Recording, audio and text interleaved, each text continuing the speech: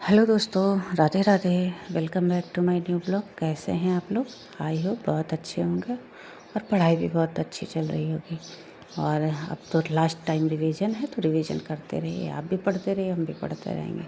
और आप लोगों से एक बहुत ज़रूरी बात कहनी थी कि बहुत सारे बच्चों का पीजीटी में पिछली बार पेपर छूट गया था। वो था उनका टाइम, क्योंकि वो टाइम से पहले अंदर गए नहीं थे। वो 2 बजे का इंतज़ार कर रहे थे। 2 बजने का इंतज़ार कर रहे थे, वही मतलब 10-15 मिनट का रिवीजन कर रहे हैं। उससे 10 से 15 मिनट में आप क्या ही रिवीजन कर लोगे।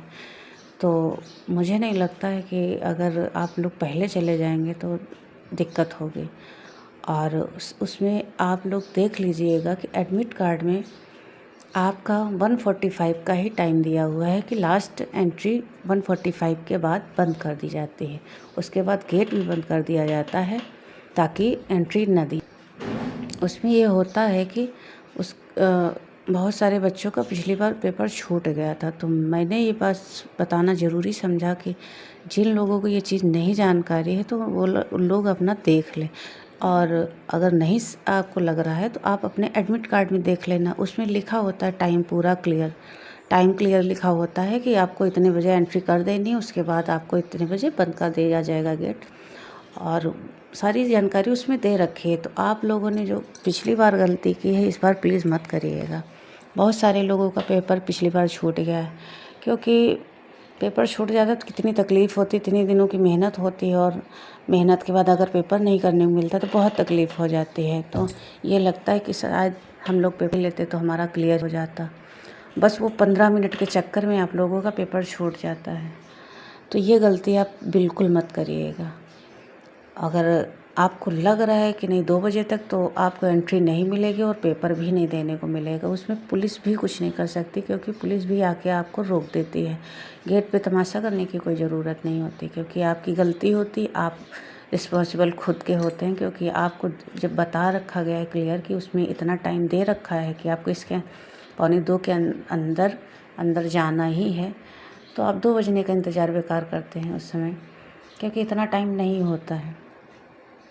हमने देखा था पिछली बार इतनी परेशानी हो गई थी, मतलब बहुत सारे लोग दूर दूर से आके पेपर देने आए, फिर उसके बाद नहीं दे पाए तो बहुत तकलीफ़ हो जाती है। इतनी सारी मेहनत, इतनी दूर से आना जाना, थकावट हो जाती है। और पढ़ाई भी करते रहो, फिर पेपर नहीं मिलता तो बहुत सारी दिक्कतें होती हैं।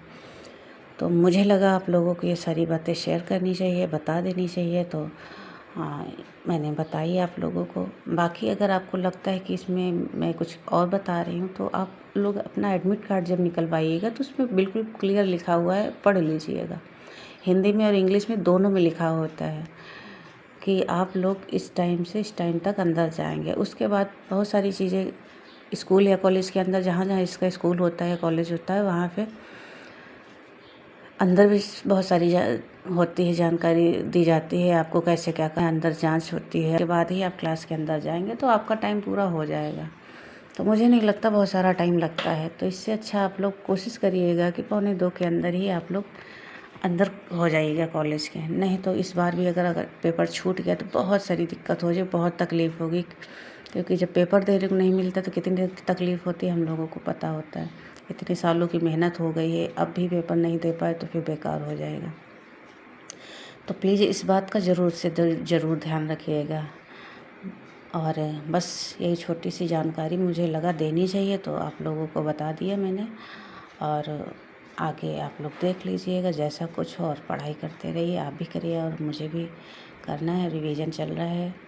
बस सर दर्द इतना ज़्यादा हो गया है कि अब समझ में नहीं आ रहा क्या किया जाए। पढ़ाई, बस पढ़ाई, रात दिन वही सोचते रहते हैं। आप भी करिए, मुझे भी करने दीजिए। Thank you. Radhe Radhe. Like करिएगा, शेयर करिए, सब्सक्राइब करिएगा।